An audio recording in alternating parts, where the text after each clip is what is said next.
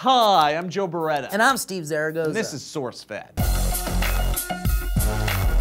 Steve and I were searching for a spooky-ish themed story in honor of Halloween tomorrow, and instead of covering the top 5 worst ideas for a sexy Halloween costume, sexy baby, sexy tracheotomy patient, sexy Kim Jong-un, sexy racist, and sexy split-level house, we landed on this gem. The people from the city of Lixnaw in Ireland are engaged in a heated debate on whether or not to tear down this publicly owned house. Because numerous folk believe the residence is ensnarled in the evil grasp of the supernatural. Because 5 people who have lived in the house on Ballynagara Bog have perished in particularly odd ways. In the last 20 years alone. One dude died of smoke inhalation after going 9-9 with a cigarette. Honest mistake. One died in a car accident. Okay, I mean, that kind of stuff happens all the time. Another was straight up stabbed to death in Wales. Oh, disturbing coincidence, right? The 4th hanged himself after moving out. Okay, good God. The 5th casualty of Ireland's version of the Amityville horror house succumbed to the evil after a 62-year-old woman was discovered dead in the house, allegedly murdered by her 19-year-old autistic son.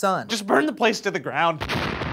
That is the sentiment expressed by many a concerned local, but a number of reasons protect the house from a swift demise. For one, the family's belongings still reside in the dwelling. For two, public housing isn't easy to come by in the struggling housing economy, so a slew of non-believers don't see the point of eradicating a house that someone who doesn't give a hoot about gruesome house histories could live in. Local legend and cultural myth fuel the fire that some hope turn that damned house into embers. Maybe it's ghosts, maybe it's demons, but maybe it's Irish fairies. And no, these are not tiny Tinkerbells sipping Guinness. Some Irish fairies are mischievous troublemakers and vile grudge holders that will F your crap up. No thank you. So I guess the question here is, what would it take for you to not live in a place? I mean, yes, this place hasn't had a very appealing track record over the past 2 decades, but at the same time, I really feel like if you go back through the history of most houses, you're gonna find some pretty messed up stuff.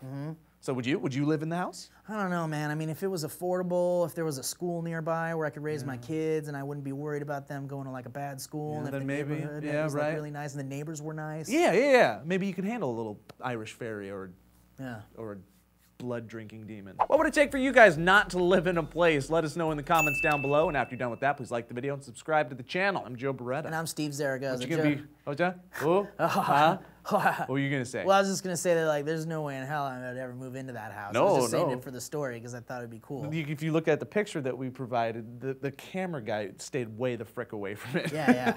Didn't even get a good shot of it. Yeah. How's that camera guy doing? Is he all right? Oh, he dead.